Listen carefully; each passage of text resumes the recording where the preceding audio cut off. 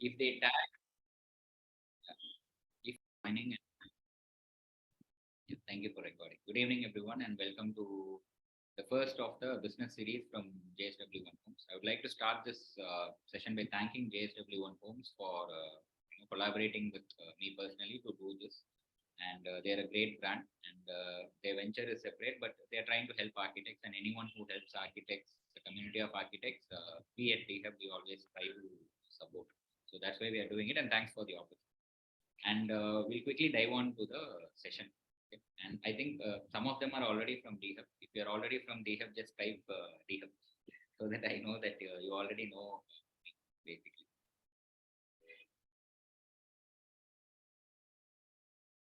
Yeah, so my screen is visible, right? So, guys, this is going to be part one of the business series. And today we are talking about the basics of marketing and branding. And in the next session, which will be in a few weeks from now, same Friday, 7 p.m., we'll talk about part two of the same thing.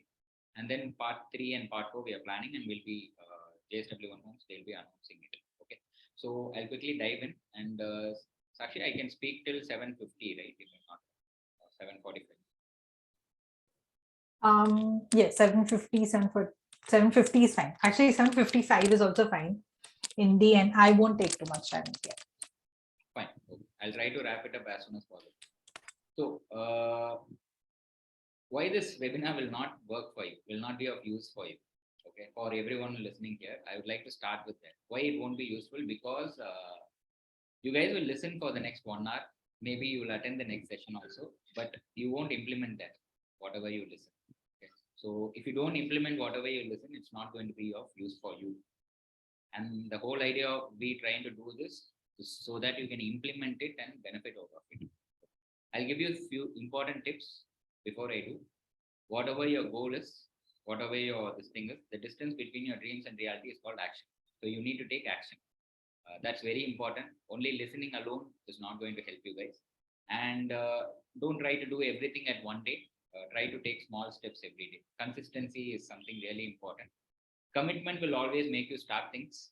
This is something that I recently heard. Commitment will always help you start things, but consistency is something that will help you finish things.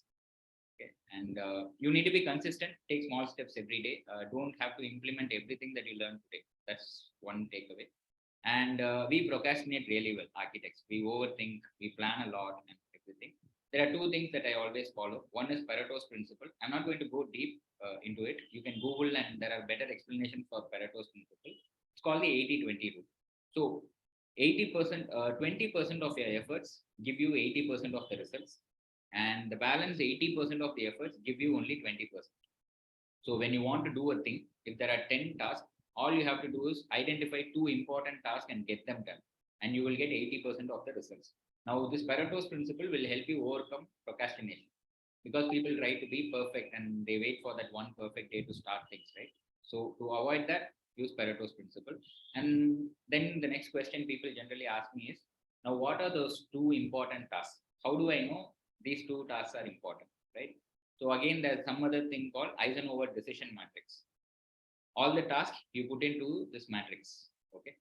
Things that are urgent, things that are not urgent. And on this side, you put things that are important and things that are not important. So if you, this works for a day, this works for a month, this works for a year, this works for your entire life. Okay. So in a day, when you wake up and you list 10 things, so you have to identify which is you do only them, and by and large, it will be only 20%. And if it is important and not urgent, you plan for it. Like you have to make an important call to a structural consultant, but it's not urgent. So you can plan to make the call at 3 p.m. on the same day. Okay. The same way, if it is urgent and if it's not important, you delegate it. Okay. So if it's urgent and you have to make a payment and you have an accountant or you have a partner who can make it and you are in the busy, you are doing the important and urgent stuff, you can always delegate it to someone. They can make the transfer. It is urgent. It's not necessary. You need to do it. If you have a visualizer, they can do your renderings. If you have a draftsman, they can do your drawings. If you have a site engineer, they can do that site visit instead of you. That's it. And the last thing is there are a lot of things that are not urgent and not important. You just eliminate it. You need not worry about them. You will anyways never find time to do them in a day or a month or a year or even in an entire life. Just don't worry about it. So that's a hack. One important hack which works well for me: Pareto's principle and Eisenhower matrix. Okay. So when you finish this webinar, when you're overwhelmed with ideas and thoughts, just remember these two things and start. Starting is very important. And the last thing is, whatever you do, trust in the process. So people don't fail. It's a process that fails. So if you're trying to do something, you have to keep doing the same thing for a consistent amount of time to find results. More often than not, initially you will not get any results. The initial stages, just like how this caterpillar is there. I know it's a cliche example, but trust the process. You will find the results of whatever you learn today and implement only 6 months or 1 year later. Okay, so you're not going to get results overnight. So I'm giving all these disclaimers so that you understand the importance of it and do. If you do all of this, this webinar might work. If you don't do this, this webinar will not work for you. Okay, it's just your time spent in listening to some random webinar. Fine. With that note, I'll move on to the fundamental concepts of marketing. So many of us don't know the difference between marketing and advertisement. This webinar will actually help you decode what's the difference between them. Okay. But before that, what is marketing? And a disclaimer: I'm an architect. I'm not a marketer, but I know marketing well. I've been in the practice for 15 years. I've attended a lot of courses related to marketing, digital marketing, and I speak with a lot of influencers, coaches who are experts in marketing. And I think and dream marketing. I mean, I breathe marketing. So anything that I do, I'll ensure that it is marketed well. It reaches the right people. And whatever I'm explaining is from my own experience, and some of them are ideas taken from books and wherever I listen, YouTube or Instagram reels, just like how you guys gain information, right? So marketing is, in simple words, it's saying who you are and what you do to the world. Like having the office's name board outside your workspace. Now that is marketing. So outside my office, I have the name Space Mush. Now that is a marketing exercise. Basically, I'm telling people outside my office that there is a company named Space Mush here, and we all work here. That's it. And in definitive terms, it is the tools and strategies to promote your service. Okay? The tools and the strategies combined together, what you promote. And you have to be smart and strategic in how you spread the word to bring in new projects, and marketing plays a major role. Unless you don't tell the world that you are an architect and you do projects, you're not going to get projects. Okay. And I coined this term ethical marketing. As architects, we are not supposed to advertise. So I coined this term called ethical marketing. So we follow the guidelines of COA. The first thing is we are not supposed to advertise. So no paid ads allowed in traditional platforms like newspaper, TV ads, or radio. I have never done that. I don't endorse that. And you should also not do, because if you do, you fall in trouble and you might even lose your license. Okay. This entire webinar, I'm going to teach you stuff which is free of cost, which I follow and which works well for me. The second thing is we can't do the same in digital marketing as well. So basically, if COA, which was coined in 1972, right, and the advertisement thing came in 1989, I'm not too sure about the year, just a lot of decades back. That time, digital marketing was not there. Facebook, Instagram, Google, nothing was there. But that should not be a reason for us to do paid ads then. So if they don't allow us to do paid marketing in traditional platforms, we should also not do paid marketing or paid adverts in digital platforms. You might ask me that interior design firms do that. Interior design firms can do that. If you have the title architect and if your firm is registered as an architectural practice, you are not supposed to do paid marketing. I don't know if COA is going to reprimand you for doing a Google ad or Facebook ad, but personally, we go by ethics, and I think I don't do it and I don't endorse it as well. And it's not needed as well. It's waste of money. I'll tell you why by the end of this webinar. So what is opposite of unethical? It's our own works. You are not supposed to promote someone else's work. No misinformation. If you've done only 5 projects, just put 5 projects. If you've done only 10 projects, put 10 projects. And if you've done something as a collaboration with someone else, just mention it's a collaboration with someone else. That ethics should be there. Trying to knock down other architects. I don't think any architect does that, but I've seen very few do that. Okay, don't try to make fun of others or try to put down. The Pepsi Coke ad, right? Pepsi or Coke, they always put down each other. We are not supposed to do that. And no plagiarism. As I told, don't plagiarize your work, use your own work. And subdoing client or customer reviews. So if a client is giving a bad feedback, let it be there in your website. Okay. Everybody makes mistakes. You can't have all 5-star reviews. Out of 10, there will be 1 or 2 which go bad. You just have to give a decent, justification below that. Don't try to subdue it. It won't work in the long run. And black hat methods is too technical a term to explain. If you know digital marketing, black hat method, it's a shortcut to make you come on top of search engines. You are not supposed to do that. So this is what I defined as marketing and ethical marketing. I hope you guys are clear until here. Okay. The second thing is advertisement. My logic of advertisement and marketing is, if I promote something in my own space, like I am keeping the name board in outside my office, that is marketing. Okay. And if I pay, let us say, a highway coding board owner on the highway, and I pay them a money remuneration every month, and say, keep a large board of my firm's face much, because I'm paying money, that is advertisement. And COA strictly prohibits advertisement. Okay. So my definition of marketing and advertisement is this: if you do something in your own space, that's marketing. If you do something in others' premises by paying money, that is advertisement. Okay. So what I mean by own space is the board that you keep in your own premises, your own website, your own FB page, your own Instagram page, your own YouTube channel, your own LinkedIn profile, your own WhatsApp space. Those are all your spaces, and you are allowed to have them. Okay. And you're not paying anyone money. But then creating a random group and adding a lot of people and bombarding them with your projects, that is unethical. You can't do that. But in your WhatsApp status, you can have. And if you are part of your school, college network, you can share your work. That is all fine, because it's your own closed space and it's a community space. And I think you are allowed to do that. Now, again, these are definitions not there in COA website, obviously, but I am trying to give a guideline for you guys to follow. So this is advertisement, right? So marketing is there and advertisement is there. If you pay money, that's advertisement. Now, the next term is branding. What is branding? Branding is part of marketing. It's about creating a space or image in the minds of the client. The moment I say Nike, there's an image that comes in your mind. The moment I say Sachin Tendulkar, he's a brand himself. So something comes in your mind. The moment I say Tata, that's a brand. Something comes in your mind. The moment I say Tesla, something comes in your mind. Now that is what they've created, that particular company. They've spent, their time, effort. They've added so much value. Whenever I say those names, there is an image of them, and there are certain attributes attached to it in our mental mind.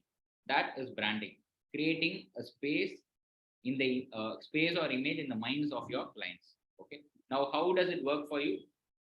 Basically, when you create your company name, you have to find your specialization. You have to position yourself. So, for example, the moment I say architect Hafiz contractor, his branding is he does large scale projects in India, one of the largest firms.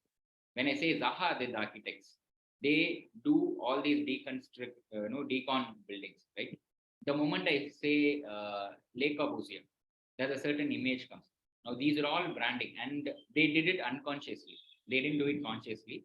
But the moment I mention these architects' name, the kind of projects they do, the person themselves, all that comes in your mind and goes, right? Now, this is branding. And young architects have to do it consciously.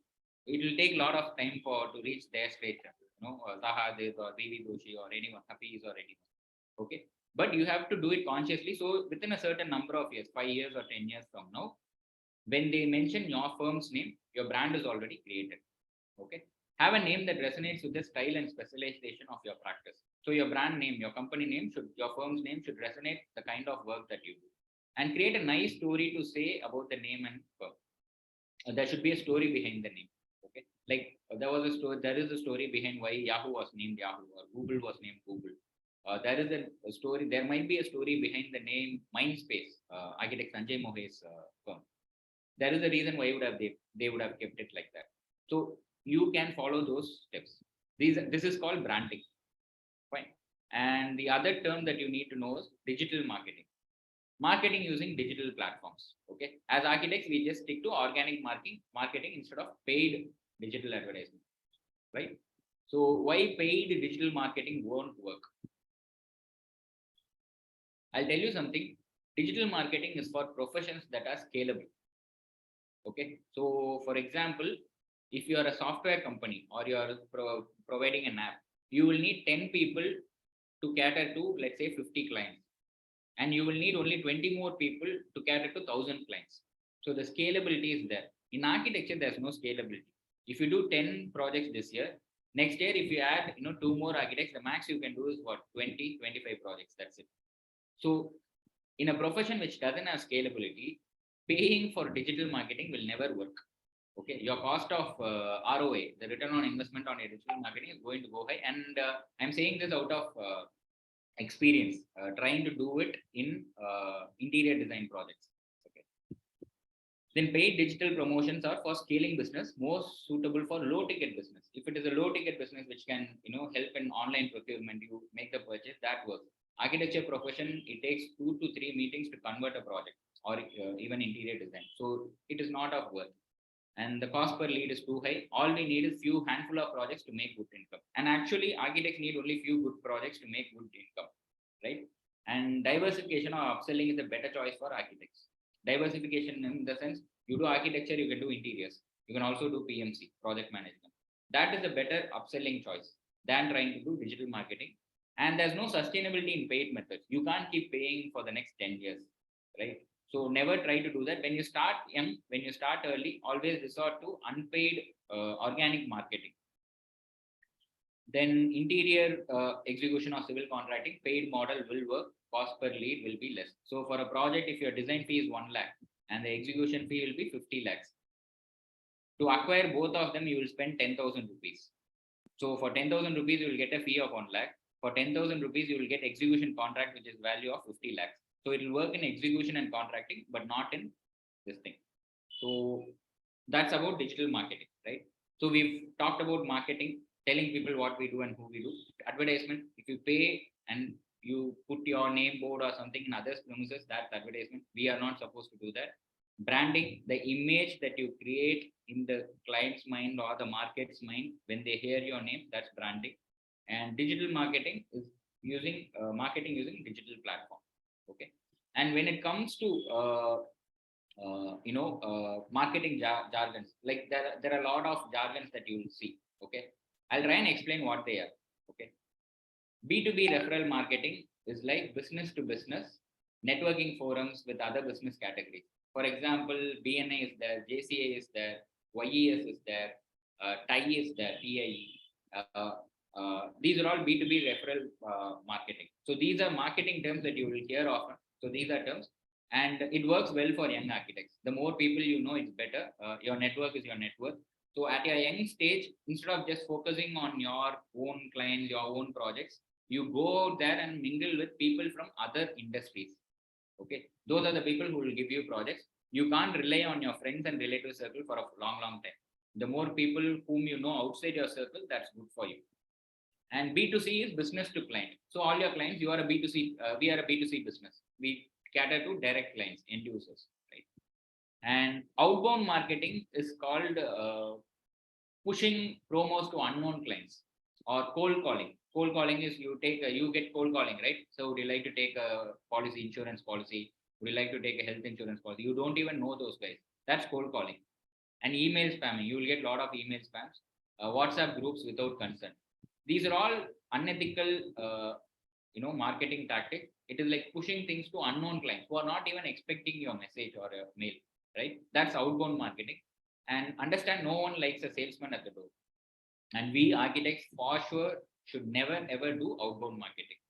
Won't work out for noble professions. You don't like a doctor coming and knocking your door and checking if, hey, is everyone okay? Should I check if anyone has fever or something? It doesn't work. The same way, a lawyer, you don't expect a lawyer to step into your business and say, is everything right? Should I help you with the disputes between your clients? It doesn't work.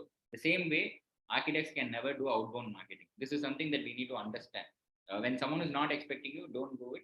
And it's also called push marketing. Push marketing is you have a product or service and you're pushing into the market. Okay, this will never work for us. Inbound marketing is a term where it's inbound. The leads are inbound. You are pulling the leads towards you. You are making the clients take the phone call and call you and say, hey, are you an architect? I have a project for you. That's inbound marketing or pull marketing. This pull marketing or inbound marketing suits architects and designers really well. Okay. And content marketing is inbound marketing. I'll be talking about content marketing later in this thing. This is a strategy that I follow and it works well for me. So you make people come to you. Okay. And search engine marketing. So when people, whenever they want to do something, they go to any search engine, right? When I say search engine, Google is a search engine, YouTube is a search engine, Instagram, LinkedIn, wherever they have a search bar and people go and search, that's a search engine. So search engine marketing is you need to ensure you show on top of the search result. Now this is without getting any payment. I mean, without paying anyone. Okay. This is also a pull marketing type because you are not going and pushing your ad or you are not sending a message. Now they are searching for something and you are having it. Now I'll give a simple example. If I am a firm practicing sustainable architecture in Chennai, so I mentioned one of the best sustainable architecture firms in Chennai, somewhere in my website. So when someone is searching for it in Google or in YouTube, if I have a video of a firm in YouTube, your result will show on the top. There will always be, paid promotions as well. Ignore them, but unpaid search results have more value in the eyes of, normal marketers. None of us will click the ads. We always know that they are paid promotion. We always scroll down and come for the genuine results from Google, right? Now, this is search engine marketing. So it's a very long subject, search engine marketing, but you need to understand what it is. So you basically need to take a wild guess on what your prospective clients are going to search, and then you use those keywords in your website, in your YouTube video content, in your Instagram, hashtag, or in your Facebook message, or in your LinkedIn, whatever they are going to search, you use it upfront, and when they search, you show up. So that's search engine marketing. SEO optimized website. So there are experts who will help you in optimizing your website for SEO. Basically, it's the content that people search for. You need to have the content. What is your client searching for? You need to take a wild guess and use them in your website. Content marketing is you create content. Now, information is the basic need of humans. People want to get information about politics, about sports, about education, about entertainment. They need information. And because people need information, that's why the media industry, the newspaper, TV were running earlier. And that's why even Instagram or LinkedIn or Facebook is running today, because people need information. They need to know what's happening around the world, what's happening in others' life, what's happening in others' professional life, what's happening in other industries. That information is what we need. So this is in general for all of the people. What you can do as an architect is give information people are looking for. So most of the architects, what we do is we showcase the 3D views, we showcase the walkthroughs, we take nice finished photographs of our projects and do it. Of course, these are going to help you, but your actual client is not searching for it. Your client wants to know the timeline taken to construct a house in Chennai. Your client wants to know how much is the cheapest way to get interiors done in a place like Mumbai.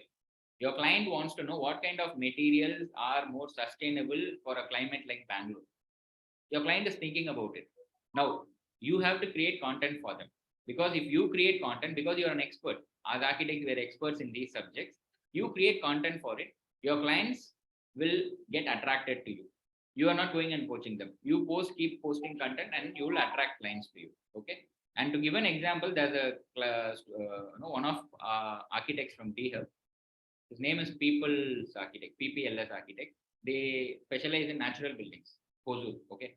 So he attended few of my workshops last year and all. I know him, architect Sadai. I don't know if he's here. But what happened was he didn't do marketing. He was doing fairly good, 4-5 projects. His specialty was he makes the clients build the walls with him. So he does all these, mud walls and block works from the site. He makes the clients build. He makes the consultants build. He makes the masons build. He also builds. So that's some specialty about him. Then he didn't promote himself properly in Instagram. So 10 days back or something, I was just checking with him for something and I asked him, why are you not promoting? He said, I'm waiting for my projects to finish. I told him, every architect does it. Your unique thing is you make clients build walls. That is something that I remember still after 1 year. So you should actually post the progress of your project. And I told him, he was like, no, this and that. I told him, if you're going to do this, you will not get more projects. Okay. You need more leads, because at any given point of time, you can never do 4 or 5 projects, more than 4 or 5 projects, the way he practices, because he slogs at the site himself. The only way you can make more money is where you choose clients who are willing to pay you more. So you need more leads and do that. I was actually surprised. 3 days or 4 days, he constantly posted reels in Instagram. That's it.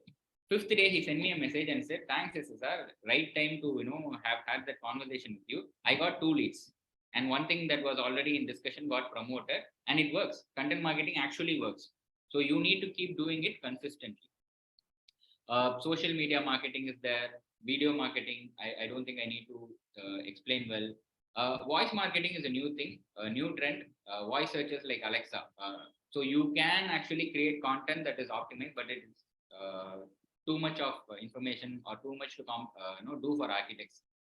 Email marketing is there. So you can create an email subscription list. So whoever visits your website, you can ask them to subscribe. And whenever you send a newsletter, whenever you send information, you can actually send it to the emails. And emails are very personalized ones. Understand? Even when you post in Instagram, you're posting for the whole world. But when an email comes into your inbox, it is very, very personalized. And I generally, people don't change emails. They might even deactivate their social media profile. Email, they never change. Very rarely people tend to change emails. They are very personalized, and they are permanent assets. So that's email marketing. Guerrilla marketing is surprise marketing. I don't think that works well for us. I've mentioned not applicable for architects. Affiliate marketing is something that it is unethical for design projects. Affiliate marketing is you refer some business, they give you a commission. Okay, commission for promoting other products. As architects, it's unethical because you should not get any income from without client's knowledge. I always do this. It is acceptable for contracting projects. If you're taking the contracting, you can accept that. But because the client already knows you are doing the contracting, so you are supplying for the material. But otherwise, affiliate marketing is bad. Word of mouth marketing, human referrals, past clients, your vendors, your consultants, your friends, your family. This is one of the best form of marketing for architects. These are basic jargons, marketing jargon. I don't know how many understood or how many you heard new. Okay. The last thing about concepts about marketing is it takes time to get results. Understand that marketing works over time. You try something one day, post one reel, and you won't get results. You need to keep posting, content for almost a year to even see some slight improvement in this thing. But it compounds over time. Once it crosses, first year, second year, third year, you will never run out of leads, and there will always be people coming to you in search of your services. Okay? And this is for all professional services. For architecture, it works wonderfully. It's only the first 2 years or 3 years you have to struggle. The fourth year onwards, if you have created good portfolio in the first 2-3 years, you will start getting this thing. So you identify about yourself and your firm first. You understand the concepts. You create strategies. The most difficult part is applying those strategies. As I told, none of the architects implement it properly and consistently. You iterate and improvise. The clients start approaching you only if you give them what they need. They have problems, you need to provide solutions. They have a problem which is they don't know how to design and build a house, and you have a solution which is to build with them. You have to help them find you. Okay, and consistency matters, and trust is a game, a name of the game. You need to create trust in the online world, in the offline world, in networking events and any forum. Only then they'll start doing it. You don't follow the process, there won't be any results. And the last thing is consistency is the key. As I told, commitment helps you start things. Consistency helps you finish things. The results exponential when they start coming. Results compound over time. There is a story, a chess square story. I won't have time to explain it now. But the first year, probably you might have got like 1 or 2 leads. The second year, you might have got 4 or 5 leads. The third year, you will get 16 leads. The fourth year, you might get 32 leads. Now, this is compounding, and this is true. And for that, you have to keep working on it for the first 1 year where there are no results. Okay. So I'll quickly move on to workable marketing platforms for architects. Most of them you will already be doing. If you don't know, you can take a note of it. The first platform is your physical premise, your office, your home office, or your co-working space, or if you have your own studio. That's the best marketing tool. Ensure anyone who walks in is floored, basically. is impressed. All the small things you do, all the creative things you do, ensure that's a marketing exercise as well. Nobody should feel that okay, this is too shabby an office. Okay, ensure that networking forums work.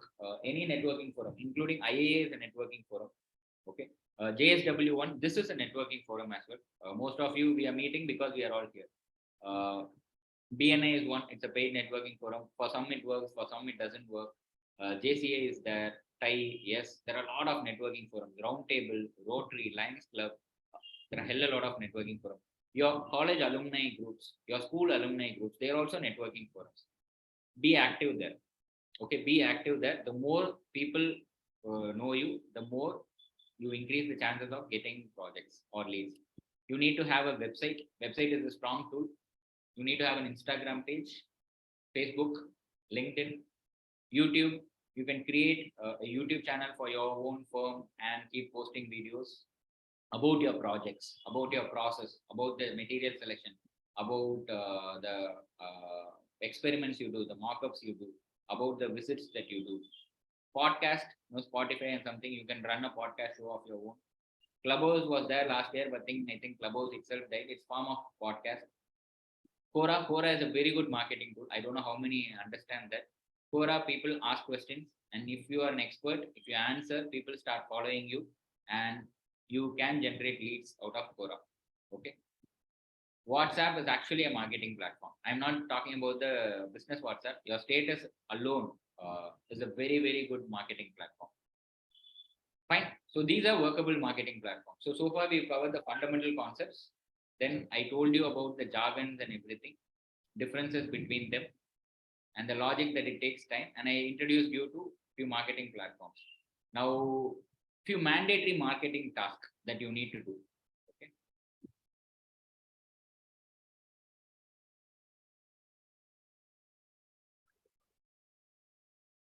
Fine.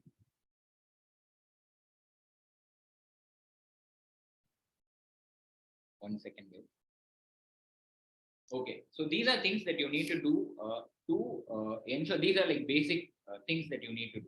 The first thing is trust the process. End of the fourth session, I mean the next series, I'll tell you why it will work. Okay, the first thing that you need to do is positioning is very important. You can't just say, what do you do? I'm an architect. So what do you do? And generally people say, I design buildings. What kind of buildings? I design all buildings. When you say I design all buildings or any buildings, you won't get any project. Okay, you have to specialize. So recently I had an interaction in Instagram with one of my friends who's a personal branding expert. So he gave me a very crisp answer on why positioning or specialization is important.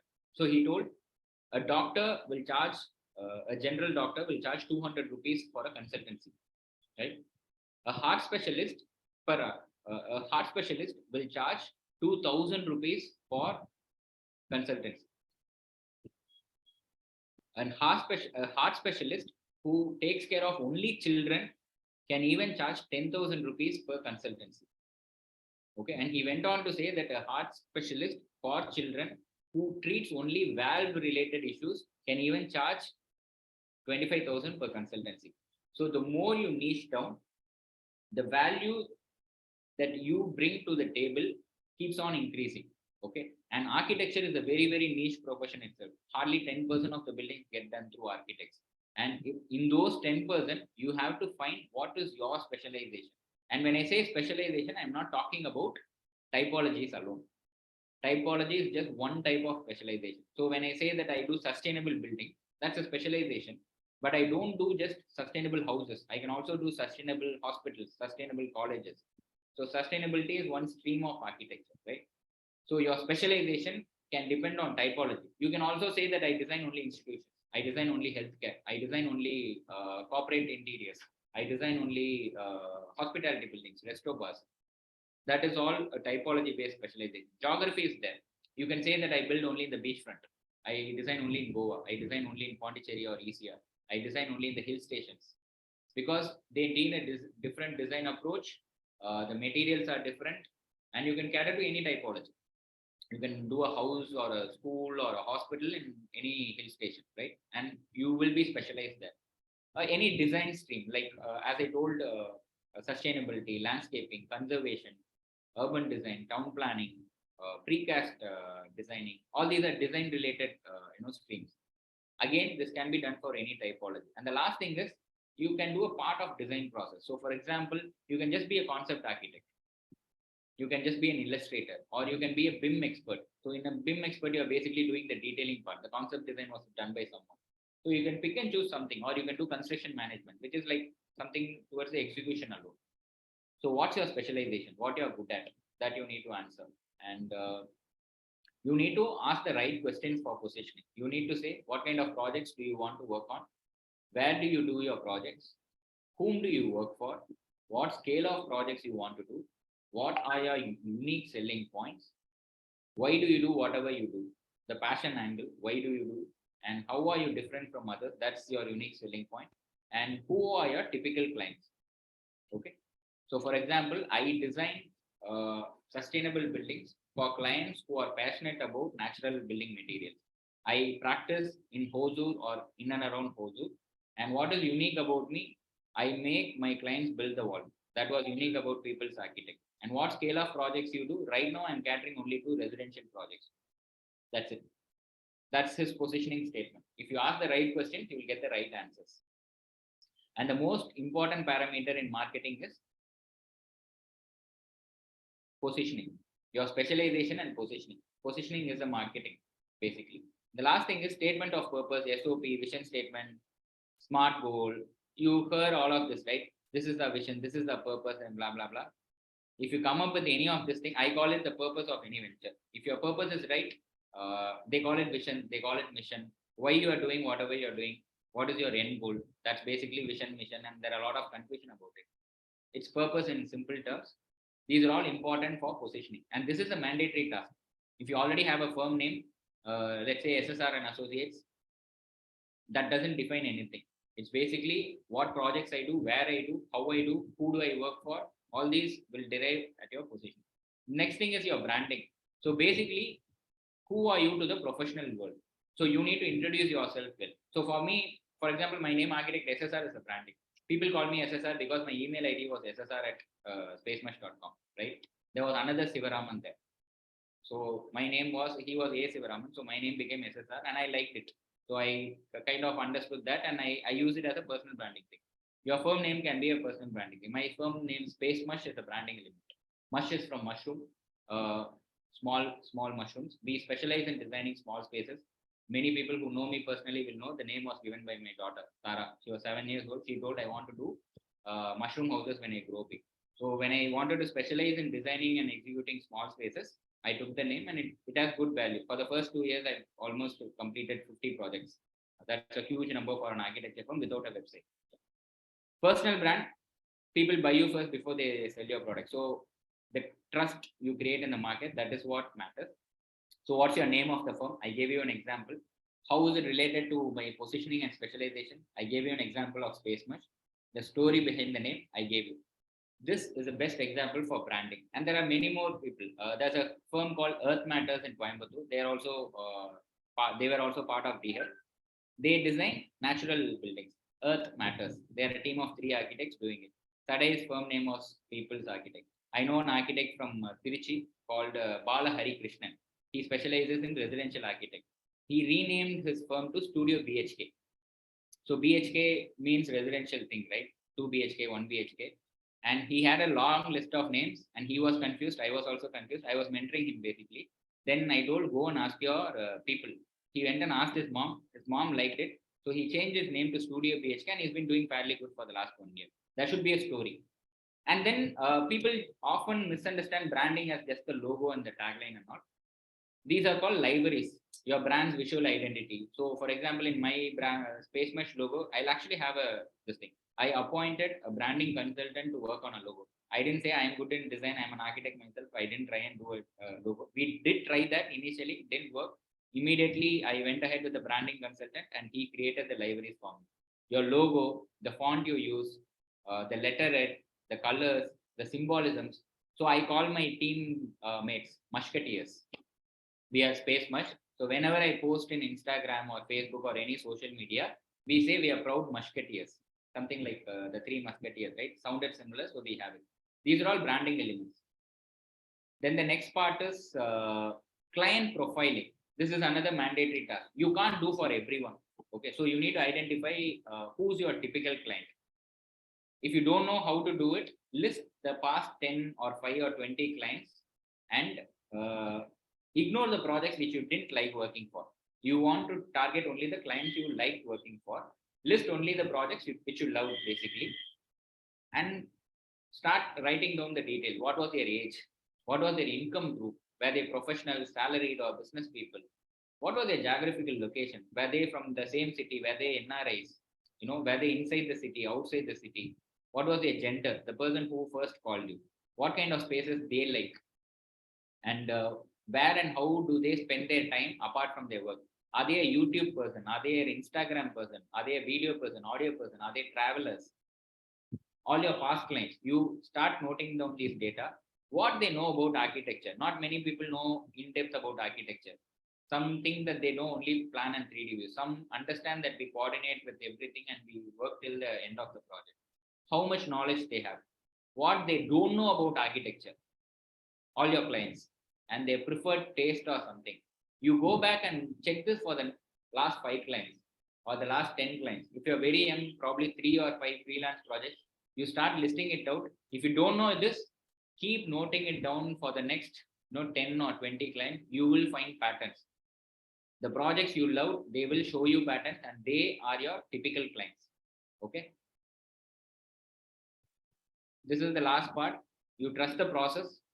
I'll tell you in the next part. Positioning is important, which I told you. Branding is very, very important. Your client profiling is important. And the last thing that you have to do is, does Google know you? That's the most used search engine. If Google can't find you, your clients won't. I follow a very simple hack. Whenever I invite anyone to my office, I send my something called as business.google.com. Okay. Any person can create, and it's a very authentic one.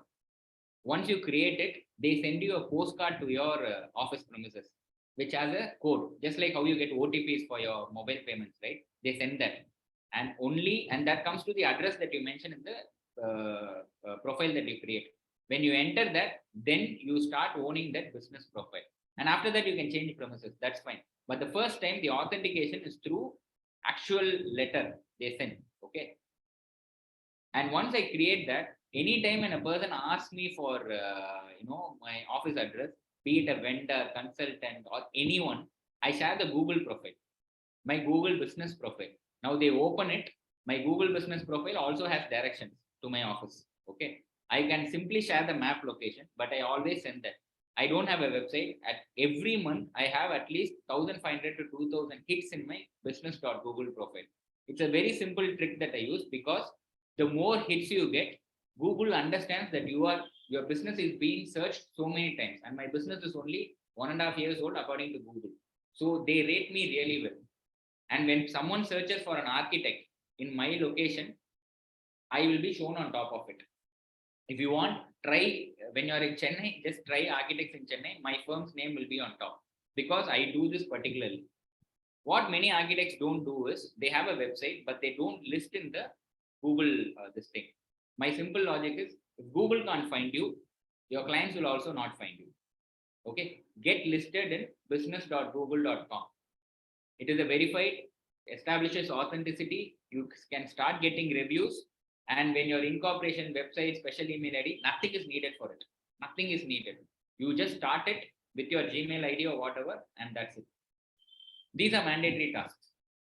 I am not sure how many of you have done positioning or branding or client profiling or Google this thing. Most of you might have an Instagram page, Facebook page, maybe a website. Now that is not enough for marketing. And that's all I wanted to talk about in this first session of marketing and branding for architects. The second part, we have few more topics to cover. I will talk about the marketing strategy that will work well for architects. I'll give you tips on websites, SEO, and everything. Okay, that's the only thing that we can cover. And the other things we won't be able to cover. The third part, we'll be talking about conversion. Okay, I hope it was useful. I knew I was rushing, and but yeah, the recording will be available and they'll be uploading it, and I think you guys can watch again and benefit. Thank you guys. And if you have any questions, you can ask. I don't know how much time we have. If you have questions, I'm willing to answer. Thank you. No, we do have time. We can extend by a little bit. That's not an issue. I think Venkatesh Kumaravel has his hand up. You want to ask a question? Should I? I'm just allowing you to talk. You can speak up.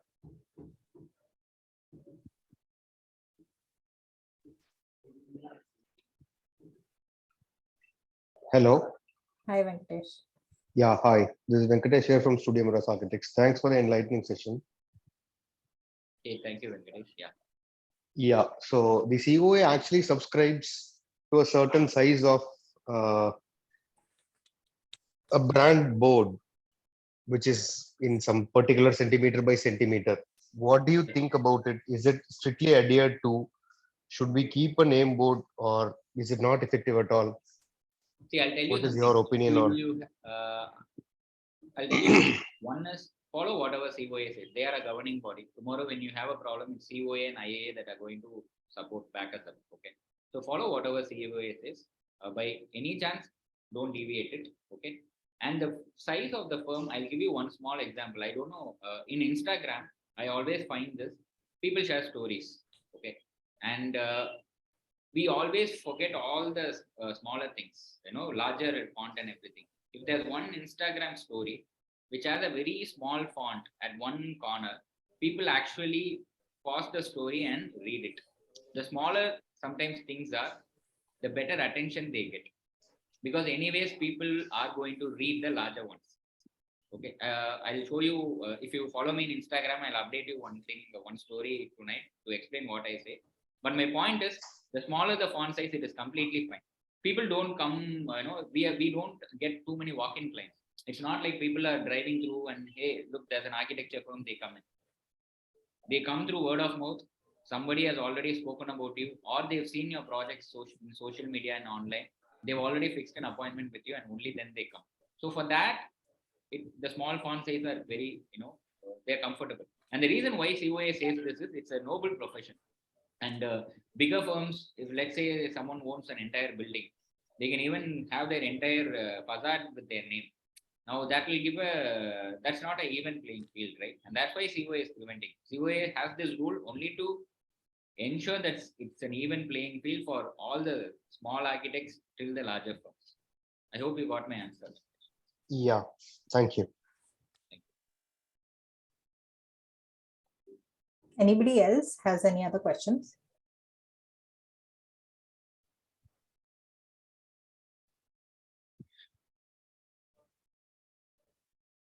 You all can even drop them in the chat if you all want. How important is it to have a website or an office space?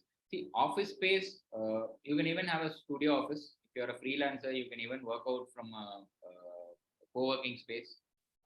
Own office space is good, but you need not think about an office space unless you are 4 or 5. I don't know how big your firm is. Until you cross a certain number of 4 or 5 people, you need not even think. My firm Space Mesh, for the first 14 months, we worked out of home. Until we were like 10, 15 people, we worked out of home because it was after the COVID first wave, right? We crossed wave 2 in the first few months as well. It's only after 14 months when last January, we got our own premises. It's a very small 2 BHK in one important area in Chennai, Alvarpet, that's it.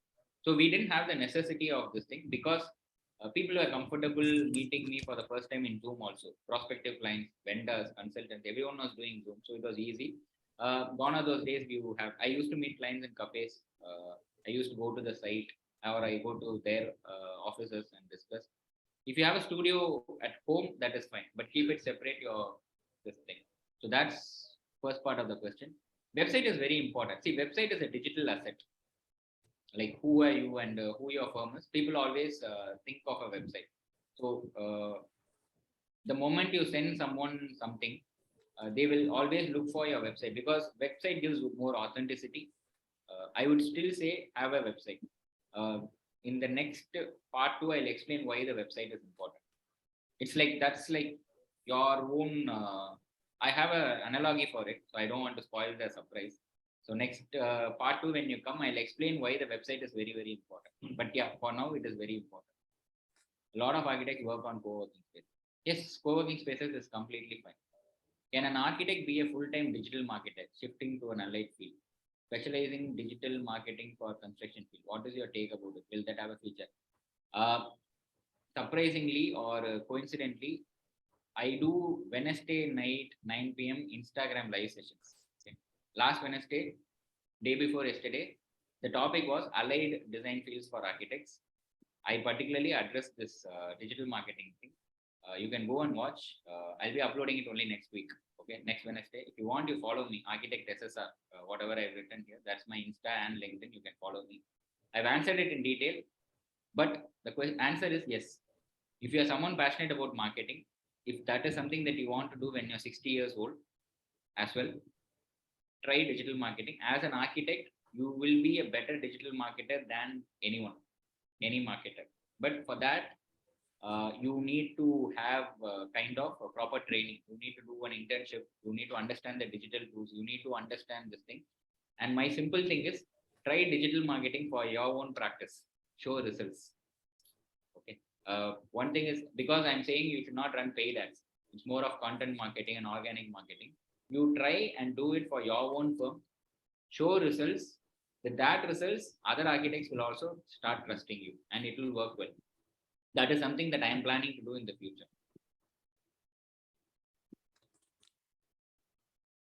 Okay. I think we'll end this session here. Thank you so much, Architect SSR. It was very informative. I mean, informative actually is a little of an understatement. But so marketing as a subject is, we've always seen it as even as a department, we've always seen it as somewhere which is a cost center. So you put in the money and you get that revenue. But for architects, it's so much more difficult when you have to actually play within the purview of COA. So thank you so much for telling all the architects here about how it should be done and how it can be done. I am looking forward to the next session, and I hope everybody else is also. Also, there is a small survey. This is for all the participants. There is a small survey at the end of the session. This is just to let me know what we can do better. So please do fill that in. And thank you so much, everyone. Thank you, Architect SSR, and thank you all the participants for giving it. Thanks to JSW One Homes for the collaboration opportunity, and thanks to everyone for attending. And hope it was useful. And looking forward for session 2. We'll be doing it. Good night, guys. Thank you so much.